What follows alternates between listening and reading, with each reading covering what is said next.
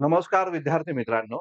History by Santosh Chavan या आपल्या official YouTube चॅनलवर तुम्हा सर्व विद्यार्थी मित्रांचं पुन्हा एकदा खूप खूप स्वागत. मित्रांनो, राज्यसेवा मुख्य परीक्षा 2025 ची जे कोण विद्यार्थी तयारी करत असतील आणि ज्या विद्यार्थी मित्रांचा हिस्ट्री ऑप्शनल सब्जेक्ट या ठिकाणी आहे, अशा विद्यार्थी मित्रांना चे प्रिव्हियस इयर क्वेश्चनच्या आधारावर हिस्ट्री ऑप्शनलचे प्रश्न कशा पद्धतीने लिहिले गेले पाहिजे, याचं एक सत्र आपण इथे या ठिकाणी करत आहोत. वास्तविकता हे 15वं सत्र आहे. याच्यापूर्वी आपण 14 प्रश्न हिस्ट्री ऑप्शनलचे इथे इथे या ठिकाणी पाहिलेले आहेत. तर आजचा महत्त्वाचा टॉपिक आहे तो म्हणजे शुंग कालखंड. आता लक्षात घ्या, शुंग कालखंड जर आपण पाहिला तर हा मौर्योत्तर कालखंड या ठिकाणी मानला जातो. म्हणजे मौर्य सत्तेच्या ऱ्हासानंतर भारतामध्ये ज्या प्रादेशिक सत्ता निर्माण झाल्या त्यामध्ये शुंग आहे, कण्व आहे, चेदी आहे आणि सातवाहन आहे. तर याचबरोबर भारतामध्ये काही विदेशी आक्रमणकर्त्यांनी देखील मौर्योत्तर कालखंडामध्ये भारतावर आक्रमण केलं. ज्यामध्ये युनान आहे, शक आहे, पार्थियन आहे आणि कुशन आहे.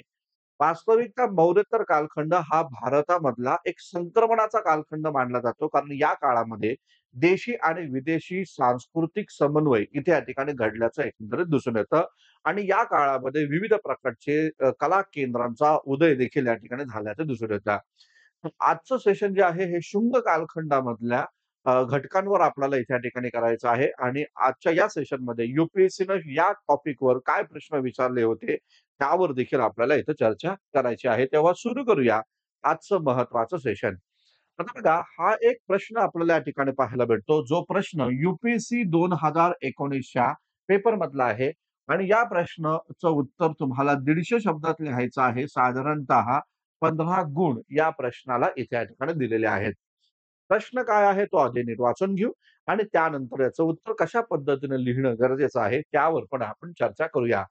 तर बघा, प्रश्न आहे शुंग काळातील कला आणि वास्तुकलेतील विकास या समजुतीला मिथ्या सिद्ध करते की ते बौद्ध विरोधी होते. विवेचना करा.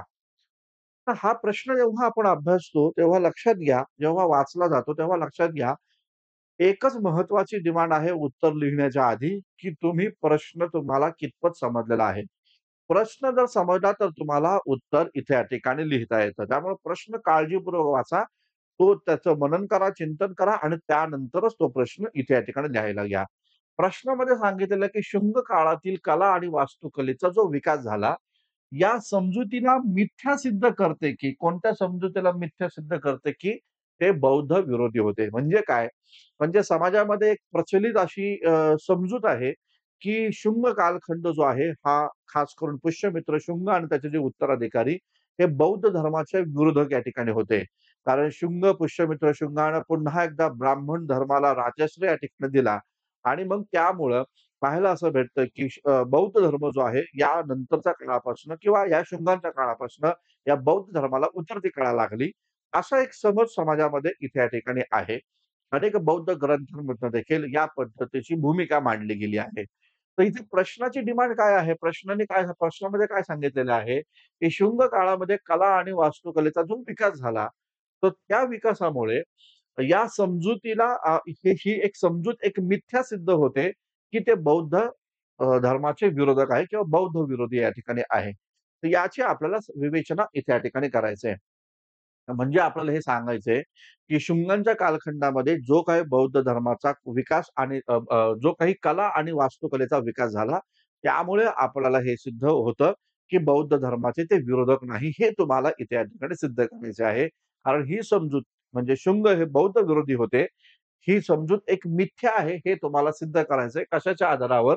तर शुंग आणि शुंगांच्या काळातील कला आणि वास्तुकलेमध्ये जो विकास झाला त्याच्या आधारावर हे आपल्याला सिद्ध करायचंय. आता बघा, हा प्रश्न तर नीट समजला. परंतु या प्रश्नामध्ये काय लिहिलं पाहिजे, की शुंगांच्या काळात कला आणि वास्तुकलेचा विकास जो झाला, तर तो त्यामध्ये कोणता घटक आपण लिहिला गेला पाहिजे? लक्षात घ्या, इथं आपल्याला पाहायला भेटतं, की सांचीचा स्तूप जो आहे, सांची स्तूपाबद्दलची माहिती तुम्हाला इथे या ठिकाणी लिहावी लागेल. कारण सांचीचा स्तूप जरी अशोकाने बांधला असला, तरी सांचीच्या स्तूपाचं पुनर्बांधणी ही या ठिकाणी शुंगांच्या काळामध्ये झालेली आहे. आणि त्यामुळे तुम्हाला सांची स्तूपाबद्दलची माहिती इथे या ठिकाणी द्यावी द्यावी लागेल, या टॉपिकशी संबंधित. आणि याचबरोबर या काळामध्ये खास करून शुंगांच्या काळामध्ये भारहूत कला केंद्र जे आहे, तर त्या भारहूत कला केंद्राचा पण उदय किंवा विकास इथे या ठिकाणी झाल्याचं दिसून येतं. या 2 महत्त्वाच्या स्थापत्याच्या आधारावर तुम्हाला हा टॉपिक इथे या ठिकाणी डिस्कस करायचा आहे. आता बघा, इंट्रोडक्शन जे आहे, प्रस्तावना मी वारंवार या ठिकाणी सांगतो, की प्रस्तावनेला खूप महत्त्व आहे. प्रस्तावना तुम्ही कशी करता त्याच्यावर तुमचं संपूर्ण इम्प्रेशन उत्तराचं इथे या ठिकाणी होतं. मग लक्षात घ्या प्रस्तावना तुम्हाला काय केली पाहिजे, तर काय समजूत काय आहे त्यानुसार तुम्हाला ही प्रस्तावना केली पाहिजे. समजूत अशी आहे, की शुंग कालखंड हा बौद्ध विरोधक आहे. मग तुम्ही याचा आधार देताल. आधार कशाचा दिला पाहिजे, तर आपल्याला माहिती आहे, की बौद्ध ग्रंथ आहे ज्याचं नाव आहे दिव्यावदान. दिव्यावदान या नावाचा एक बौद्ध ग्रंथ आपल्याला या ठिकाणी पाहायला भेटतो. जर का तुम्ही हिस्ट्री ऑप्शनलसाठी अभ्यास करत असाल, तर दिव्यावदान माहिती आहे लक्षात घ्या तुम्हाला. माहितीच असला पाहिजे असं मला म्हणायचं आहे. तर बौद्ध ग्रंथ दिव्यावदान या ग्रंथामध्ये पुष्यमित्र शुंग आणि शुंगांच्या कालखंडाला बौद्ध विरोधकांचा कालखंड म्हणून संबोधलेला आहे. ही तुम्हाला प्रस्तावना करता आली पाहिजे. पुष्यमित्र शुंगानं जो कोण बौद्ध भिक्षूची मस्तक आणून देईल, त्याला या ठिकाणी 100 दिनार भेट देण्याचं अपील इथे या ठिकाणी केलं होतं. अशा प्रकारची माहिती ही दिव्यावधान या ग्रंथातून मिळते. त्याचबरोबर तुम्हाला हे पण इथं मांडावं लागेल, की पुष्यमित्र शुंगांच्या काळामध्ये खऱ्या अर्थानं पुन्हा वैदिक कल्चर जे आहे, वैदिक परंपरा पुन्हा एकदा सुरू झाली आणि या काळामध्ये अश्वमेध यज्ञ करायला पुन्हा एकदा इथं सुरुवात झालेली आहे. स्वतः पुष्यमित्र शृंगानं 2 अश्वमेध यज्ञ केल्याचं एकंदरीत दिसून येतं. तर ही प्रस्तावना तुम्हाला या ठिकाणी इथं मांडावी लागणार आहे. यातले जे इम्पोर्टंट महत्त्वाचे मुद्दे आहेत ते तुम्ही इथं मांडा. जसं की दिव्यावदान हा महत्त्वाचा मुद्दा आहे. त्याचमध्ये पुन्हा ब्राह्मण धर्माची तो इथे या ठिकाणी ब्राह्मण धर्माला पुनरुज्जीवन या ठिकाणी देतोय आणि त्या काळामध्ये जी समजूत या ठिकाणी आहे या ग्रंथाच्या आधारावर, की बौद्ध धर्माचे हे विरोधक आहे. तर या पद्धतीची सुरुवात तुम्हाला इथे या ठिकाणी द्यावी लागेल. आणि मग त्यामध्ये तुम्हाला पॅराग्राफ पाडून तुम्हाला हे सांगावं लागेल, की हे जरी असं असलं तरी शुंगांच्या काळामध्ये बौद्ध धर्माशी संबंधित विविध प्रकारची कला आणि वास्तुकलेचा विकास झाल्याचं एकंदरीत दिसून येतं. म्हणजे तुम्ही सुरुवातीला काय केलं, की सांगितलं, की पुष्यमित्र शुंग किंवा शुंग डायनेस्टी ही बौद्ध धर्माची विरोधक होती. हे कशाच्या आधारावर? तर दिव्यावदान या ग्रंथाच्या आधारावर यांनी पुन्हा वैदिक धर्माचं पुनरुज्जीवन या ठिकाणी केलं. हे पण तुम्ही इथे या ठिकाणी सांगताय आणि हे पण हे सांगताय, की या काळामध्ये बौद्ध धर्माशी संबंधित कला आणि वास्तुकलेचा देखील विकास इथे या ठिकाणी झाला. ठीक आहे. तर हे मुद्दे तुम्ही प्रस्तावनेमध्ये मांडल्यानंतर तुम्ही इथे या ठिकाणी पॅराग्राफमध्ये तुम्हाला एका पॅराग्राफमध्ये सांचीचा स्तूप आणि एका पॅराग्राफमध्ये पारहूच्या स्तूपाशी संबंधित त्यांच्या काळामध्ये काय-काय महत्त्वाचे विकास झाले ते तुम्हाला इथे या ठिकाणी मांडायचे.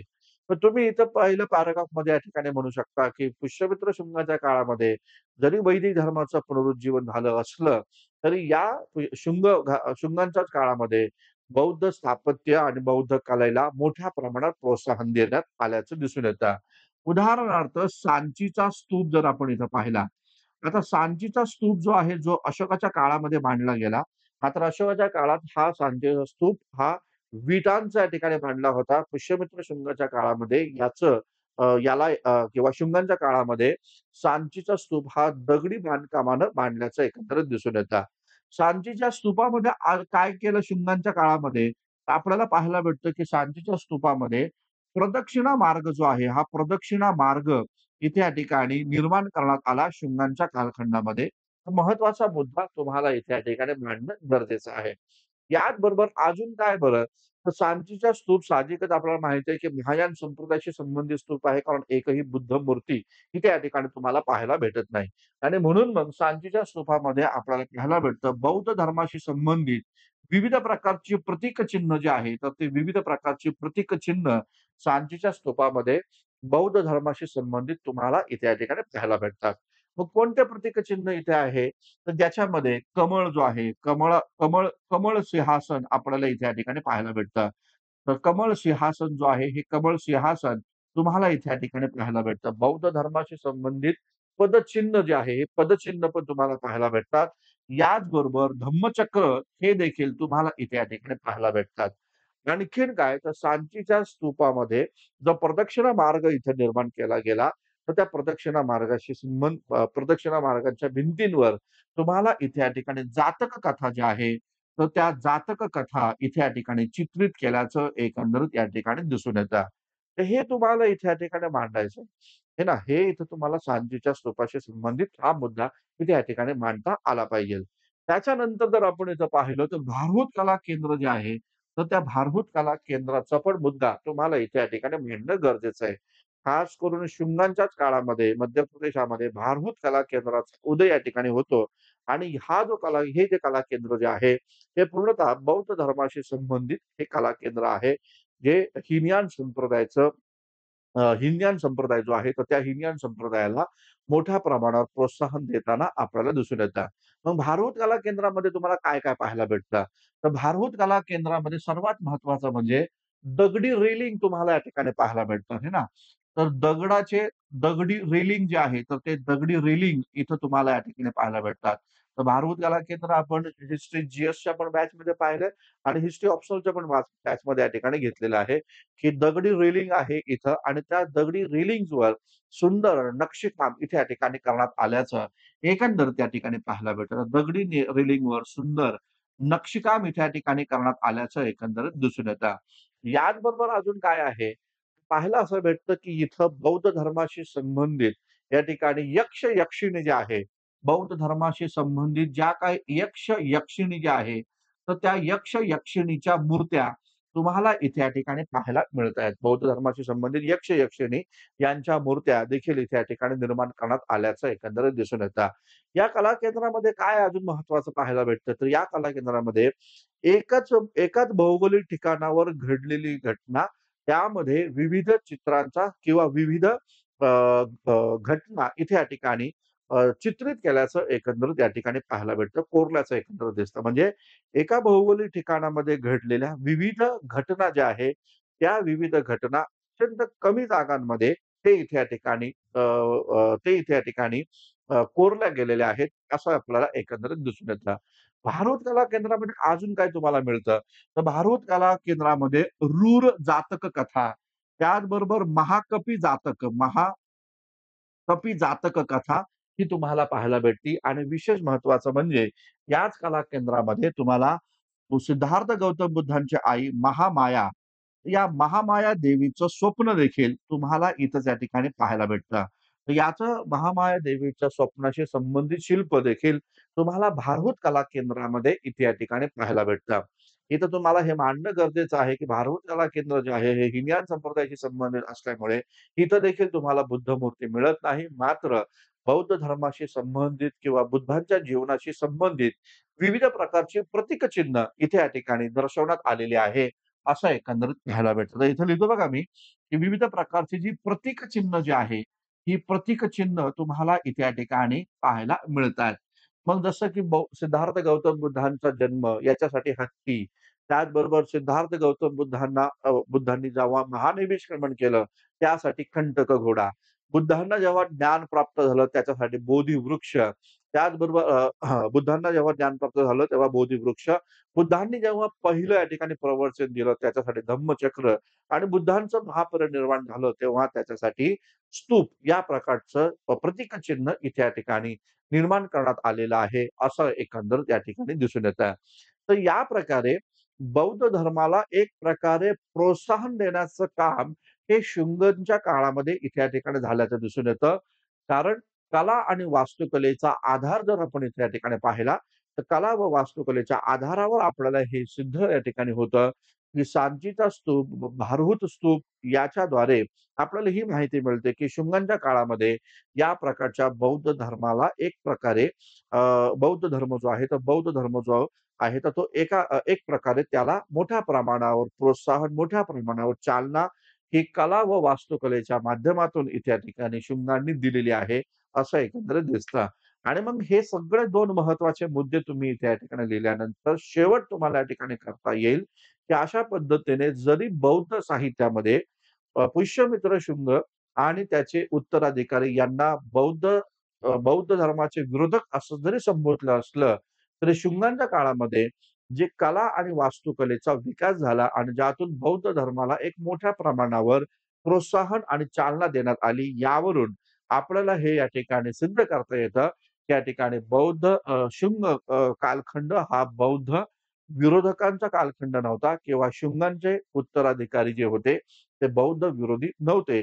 अशा पद्धतीचं कन्क्लुजन देऊन तुम्हाला हा प्रश्न संपवावा लागणार आहे. तर लक्षात घ्या, जास्त पण नाही 150 शब्द आहेत. त्यामुळं आपण शब्द पण अत्यंत तोलून, मोजून, मापूनच इथे या ठिकाणी वापरले पाहिजेत आणि खास करून तुम्हाला तुमच्या या उत्तरामध्ये सांचीचा स्तूप आणि त्याचबरोबर भारभूत कला केंद्र हे 2 महत्त्वाचे मुद्दे इथे या ठिकाणी येणं खूप जास्त गरजेचं आहे, हे लक्षात घ्या.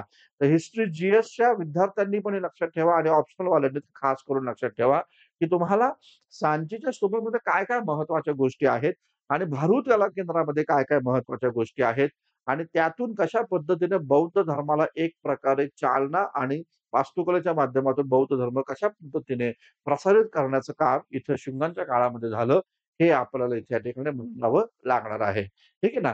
तर अशा पद्धतीनं हा प्रश्न तुम्हाला इथे या ठिकाणी दिलेला आहे. मिथ्या सिद्ध करायचं आहे लक्षात घ्या.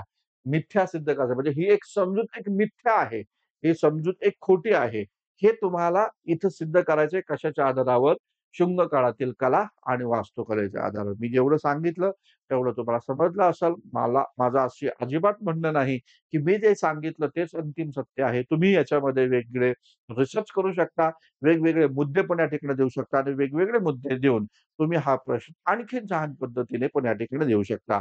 तर लक्षात घ्या, फक्त एवढं लक्षात घ्या, शांतीचा स्तूप, भारभूत स्तूप याशी संबंधित तुम्हाला उत्तर इथे या ठिकाणी म्हणजे याची माहिती तुम्हाला इथे द्यावीच लागणार आहे आणि कशा पद्धतीने शुंग घराणं कला आणि वास्तुकलेचा आधार जर आपण घेतला, तर हे शुंग हे बौद्ध विरोधी होते, हे सिद्ध तुम्हाला इथे या ठिकाणी करावं लागणार आहे. तर ठीक आहे मित्रांनो, लक्षात घ्या एक महत्त्वाची सूचना आहे. जे कोण विद्यार्थी हिस्ट्री ऑप्शनलचा अभ्यास करत आहात, यांना जर का माझी मदत हवी असेल, हिस्ट्री ऑप्शनलची बॅच जॉइन करायची असेल, तर त्यांनी जरूर या ठिकाणी इतिहास ऑप्शनलची आपली हिस्ट्री बाय संतोष चव्हाण या ॲप्लिकेशनवर एक स्वतंत्र अशी बॅच या ठिकाणी आहे. तर ती बॅच तुम्ही या ठिकाणी जॉइन करू शकता. जे विद्यार्थी हिस्ट्री ऑप्शनल नाही घेतला, मात्र त्यांना हिस्ट्री जी-एस हवा आहे, त्याचबरोबर राज्यसेवा पूर्व परीक्षेची बॅच हवी आहे. त्यांच्यासाठी देखील 2 महत्त्वाच्या बॅचेस इथे या ठिकाणी आपल्या आहेत, ऑनगोइंग या ठिकाणी आहेत. तर लक्षात घ्या, या दोन्ही बॅचेस तुम्ही या ठिकाणी जॉइन करू शकता. इतिहास जी-एसची आणि त्याचबरोबर इतिहास पूर्व परीक्षेची बॅच. जे विद्यार्थी ऑप्शनलची तयारी करतात, त्यांना हिस्ट्री ऑप्शनल हा इथे या ठिकाणी उपलब्ध आहे. दोन्ही तिन्ही बॅचेसमध्ये तुम्हाला ई-एम-आय फॅसिलिटी देखील इथे या ठिकाणी दिलेली आहे. तर ठीक आहे मित्रांनो, आपल्याला समजलं असेल हा प्रश्न कशा पद्धतीने लिहायचा आहे. तर ठीक आहे, आपण आता थांबूया. उद्याच्या सेशनमध्ये पुन्हा एकदा भेटूया. नवा मुद्दा घेऊन, नवा प्रश्न घेऊन. धन्यवाद. Thank you. Very much.